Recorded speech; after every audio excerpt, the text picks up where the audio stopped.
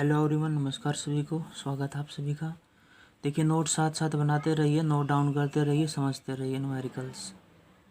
ध्यान देंगे तो समझ में आएगा, ध्यान नहीं देंगे तो समझ में नहीं आएगा। तो अटेंशन रखना अपना कंप्लीट। देखिएगा, स्टेटमेंट क्या है। Electrical field intensity find out करनी हमने 10 सेंटीमीटर 10 सेंटीमीटर की दूरी पे किसकी वजह से हमारे पास कोई infinite line charge, infinite line के ऊपर चार्ज है, और जो इलेक्ट्रिकल फील्ड इंटेंसिटी दी हुई उसकी वैल्यू दे रखी है हमें। ये 2 × 10⁵ न्यूटन पर कूलम इलेक्ट्रिकल फील्ड इंटेंसिटी की वैल्यू है। रिवर्स पूछा उसने, लीनियर चार्ज डेंसिटी की वैल्यू पूछी है। चलिए देख लेते एक बार। जो इसका डायग्राम बनाएंगे, डायग्राम बड़ा इंपॉर्टेंट होगा।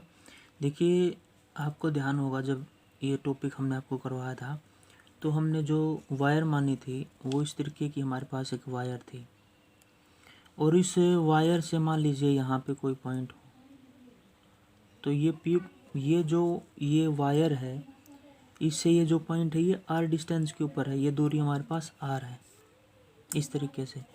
तो हमने क्या किया था, एक गॉसियन सरफेस माना था इस तरीके से, जो कि इससे इतनी ही दूरी पर हो, और इतनी ही दूरी पे, आर दूरी पे मान लीजिए मैं इस डायरेक्शन में जा सकता हूँ, क्योंकि आर दूरी इस वायर से इस तरफ भी हो सकती है।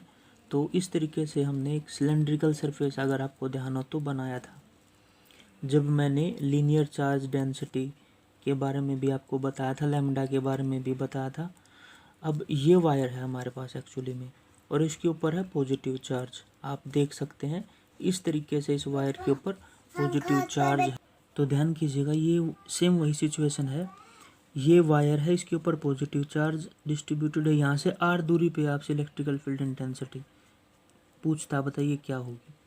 तो आर डिस्टेंस पॉजिटिव चार्ज से इस तरफ भी हो सकती है, पॉजिटिव चार्ज से इस तरफ भी हो सकती है, किसी तरफ भी हो सकती है। फिर आपने देखा था यहाँ पे हमने क्या किया था, ये देखा था कि यहाँ पे भी हमने, आपको ध्यान होगा, एक एरिया वेक्टर बनाया था ऐसे इस सरफेस पे, और यहाँ पे नीचे भी ऐसे एरिया वेक्टर बनाया था। इलेक्ट्रिकल फील्ड की डायरेक्शन कैसी थी, ध्यान दीजिएगा। ये वायर है, इसकी वजह से इलेक्ट्रिकल फील्ड की डायरेक्शन ऊपर की तरफ ही होगी इस वायर की वजह से। तो ई की डायरेक्शन भी हमारे पास सेम एज इट इज़ थी, ये ही थी सेम इलेक्ट्रिकल फील्ड इंटेंसिटी की डायरेक्शन भी। और यहाँ पर अगर मैं बात करूँ तो यहाँ भी इलेक्ट्रिकल फील्ड इंटेंसिटी की डायरेक्शन यही थी, और जो एरिया वेक्टर था उसकी डायरेक्शन भी आप यही थी। आप इसको एन से डिनोट कर सकते हैं। यहाँ पे इस सरफेस पे आपने देखा था, तो यहाँ पे इलेक्ट्रिकल फील्ड की डायरेक्शन कैसी थी।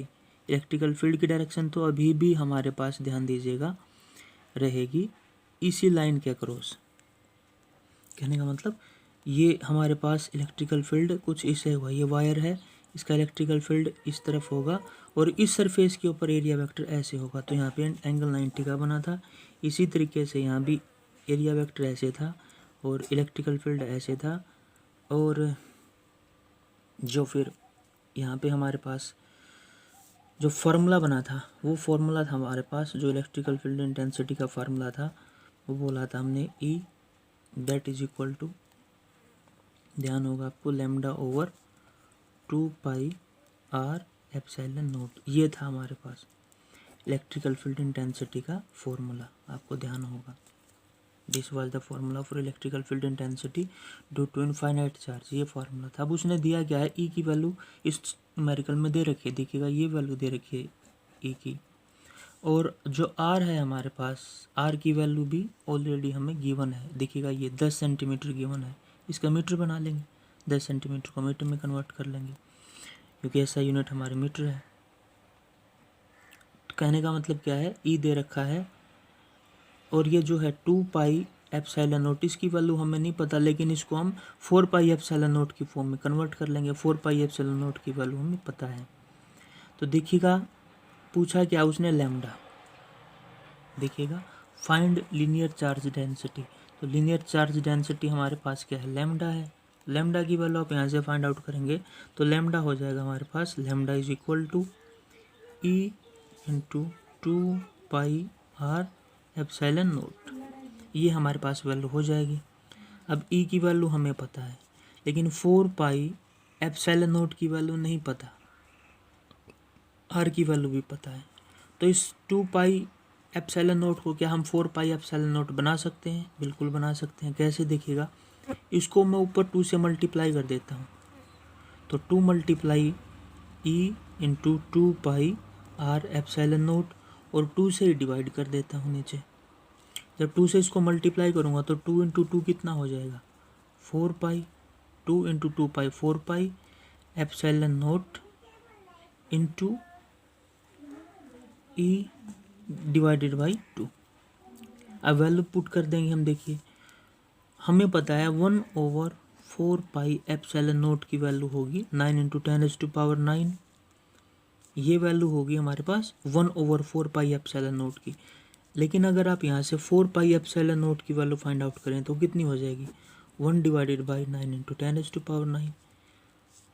1/4 पाई एप्सिलॉन नॉट की वैल्यू ये थी, तो 4 पाई एप्सिलॉन नॉट की वैल्यू क्या होगी? 1 डिवाइडेड बाई 9 इंटू 10⁻⁹ होगी। वो यहाँ पे हम पुट कर देंगे इस फार्मूले में। तो देखिएगा जब पुट करेंगे तो क्या मिलेगा? 4 पाई एप्सिलॉन नॉट की जगह पे हमने पुट किया 1/9 इंटू 10⁻⁹। क्लियर है? इसकी वैल्यू हुई हमारे पास। इलेक्ट्रिकल फील्ड इंटेंसिटी ई की वैल्यू दे रखी है, ये रहा, देखिएगा यहाँ पे 2 इंटू 10⁵, तो पुट कर देंगे तो ये हो जाएगा 2 इंटू 10⁵, और उसी के साथ डिवाइडेड बाई यहाँ पे है हमारा 2। यहाँ पे जो एक बात और गौर करनी है हमने, आर की वैल्यू रह गई हमारे पास। ये देखिएगा ये जो लैम्डा था हमारे पास, ये आर था, तो आर की वैल्यू और पुट करेंगे हम यहाँ पे। इस यहाँ तक आर है, इसमें आर और लिखना पड़ेगा हमें यहाँ पे, तो ये आर हो जाएगा हमारे पास। इसी तरीके से यहाँ पे हम आर की वैल्यू भी इंटू में पुट कर देंगे। आर की वैल्यू आपको पता है, जो आर की वैल्यू थी हमारे पास वो गिवन थी 10 सेंटीमीटर। तो 10 सेंटीमीटर के जब हम मीटर बनाएंगे तो वो हो जाएगा हमारे पास 10⁻⁻1।